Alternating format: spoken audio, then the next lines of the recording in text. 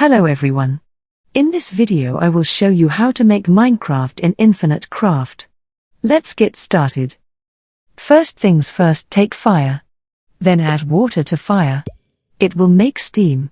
Then add fire to steam. It will make engine. Then add earth to other side. Then add fire to earth. It will make lava. Then add water to lava. It will make stone. Then add wind to stone. It will make sand.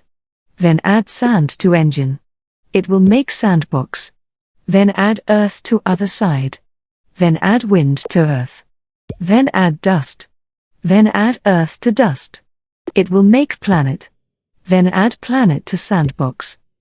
And that's how you make Minecraft in Infinite Craft. If you find this video helpful, don't forget to give it a thumbs up and subscribe to our channel for more Infinite Craft videos. Thanks for watching.